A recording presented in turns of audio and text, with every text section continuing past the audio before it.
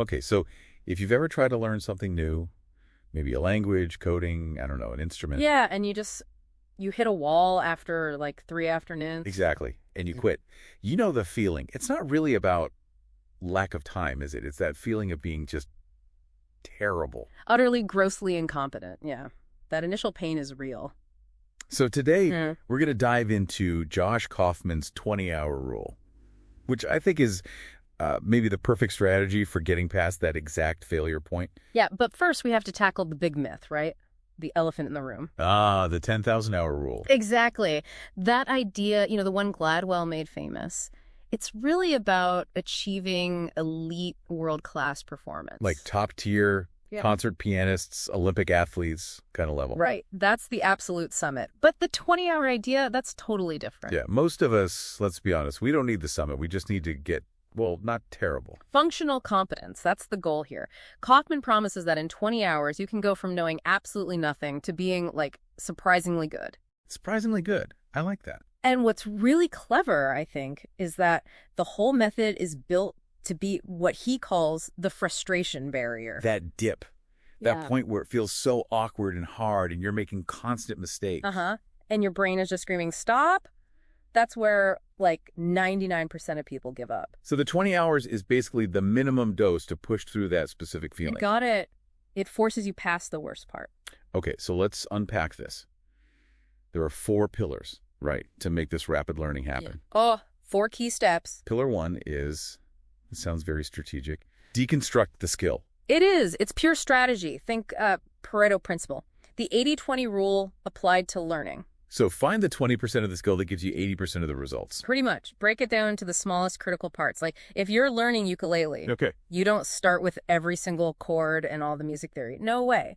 You find the maybe 4 or 5 essential chords. The ones that let you play tons of pop songs. Exactly. You deliberately ignore almost everything else at first. It manages the overwhelm, and lets you feel like you're succeeding almost right away. Right, okay. That makes sense. Avoids getting bogged down. So pillar 2 follows from that. Learn enough to self-correct. Yeah, this is crucial. The goal isn't to become a walking encyclopedia or get trapped watching endless tutorials. Tutorial hell. Been there. Haven't we all? No, you spend maybe just an hour or two gathering the bare minimum knowledge needed. Just enough to understand what you're doing wrong. Precisely. Enough to build a basic mental model so you can recognize your own mistakes and, importantly, figure out how to fix them. It creates this immediate feedback loop. You become your own first coach. Which speeds things up massively compared to waiting for someone else to point out your errors. Okay, smart. Then pillar 3. This one feels very practical. Remove practice barriers. Because willpower is, well, let's face it, it's flaky. It's not reliable day to day. Not true. So consistency isn't something you have, it's something you design. You engineer your environment. How so? Give me an example. Okay, want to learn guitar? Don't keep it in the case in the closet. Leave it on a stand out in the living room.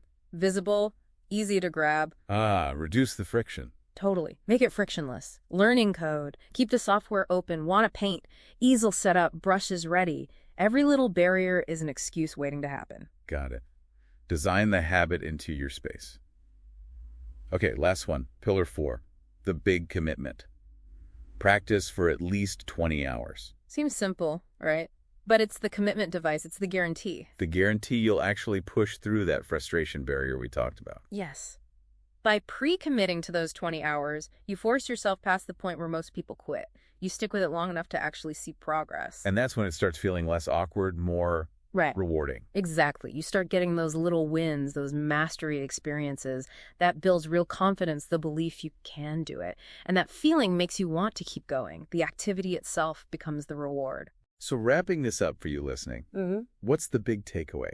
This 20-hour method, it seems like it's fundamentally about managing your emotions, right? Yeah, it's an emotional regulation strategy, really. It keeps the stress and anxiety of being a total beginner low, right when you're most likely to bail. Makes starting things feel less daunting. For sure. It's your toolkit for getting functionally good at lots of different things relatively quickly, building breadth of skill.